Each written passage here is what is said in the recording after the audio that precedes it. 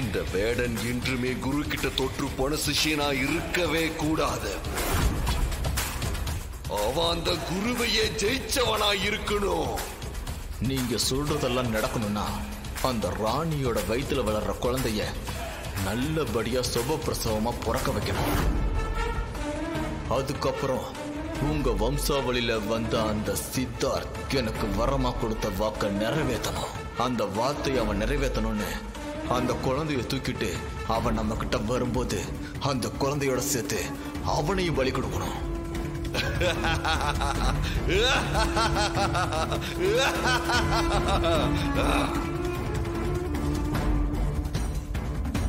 நீ சொல்வதை கேட்பதற்கே மிகவும் சந்தோஷமாக இருக்கிறது ககுபரே.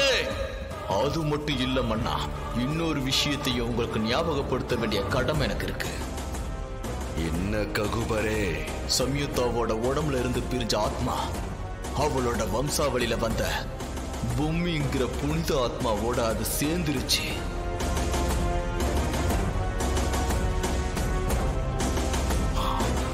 அப்படின்னா அவளுடைய ஆத்மா நிம்மதியாக இருக்க கூடாது. இந்த வேடன் அந்த இரு ஆத்மாவையும் நிம்மதியாக இருக்க விடமாட்டான், விடவே மாட்டான்.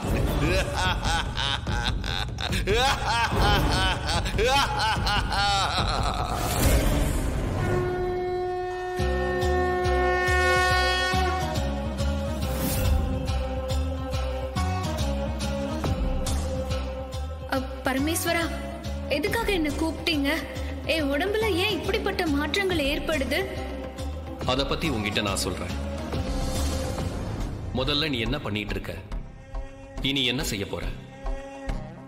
ராணிக்கு நல்லபடியா சுகப்பிரசவம் ஆகணும்னா அவளை சுத்தி இருக்கிற கெட்டவங்க எல்லாரையும் நான் அழிக்கணும்னு முடிவு பண்ணிட்டேன். அவங்க ஒவ்வொருத்தரோட ஆட்டத்தையும் நிறுத்தி அவங்கள இல்லாம செய்ய போறேன். நாம என்ன நினைக்கிறோமோ அது அப்படியே நடக்காது. இந்த பிரபஞ்சம் என்ன நினைக்குதோ அதுதான் நடக்கும்.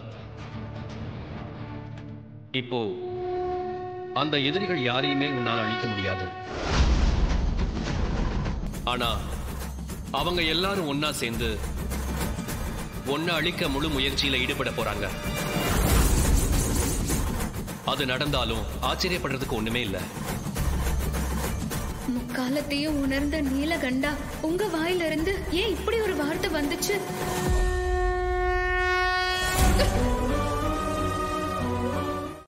ஏன் தமன்னா, கிழவன் ஏன் அப்படி சொன்னான்றதுக்கு காரணம் உனக்காவது தெரியுமா?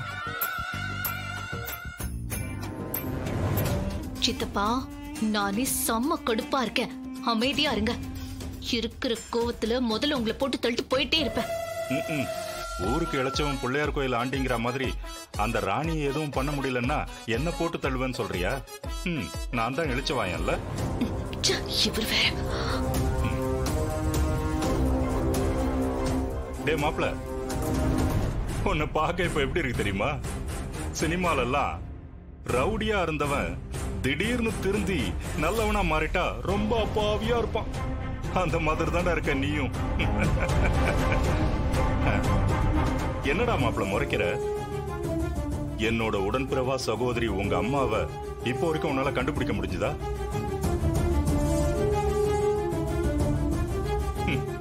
அந்த பொம்மி இப்போ வரைக்கும் ஏதோ அக்யூஸ்ட கஸ்டடியில எடுத்த மாதிரி அவங்கள டார்ச்சர் பண்ணிக்கிட்டு இருக்கா.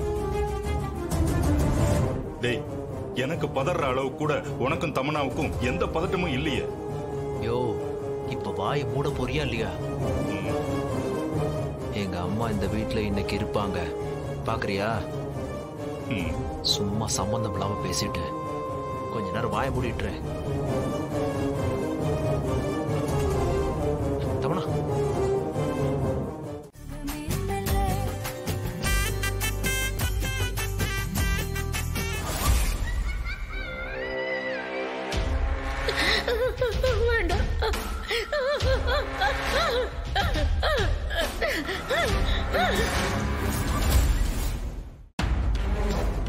மந்திர தந்திரங்களை தெரிஞ்சு தீய சக்திகளின் அகோர அதிபதியா இருந்தோம்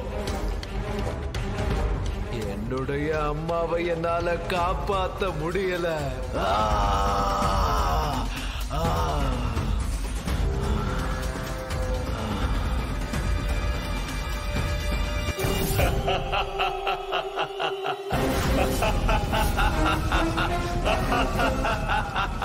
மஸ்தா ஐயனே, அகோர அதிபதியே, இந்த நிமிஷத்துல இருந்து இன்னும் 48 மணி நேரத்துக்கு அந்த பொம்மைக்கு ஆத்ம சக்தி இருக்காது.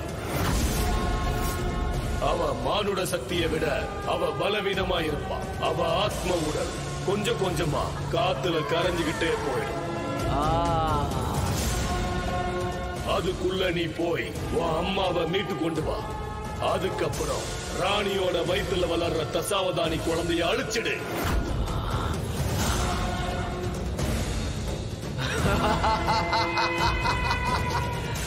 அப்படியா?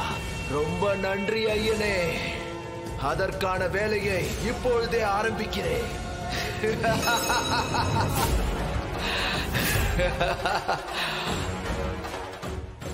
ஏய் பொம்மை, இந்த நாளுக்காக தான் இத்தனை நாளா காத்துக்கிட்டு இருந்த. எங்க அம்மாவை சித்திரவதை பண்ண, அவங்கள வச்சு என் லட்சியத்தை நாசம் பண்ணிட்டல்ல.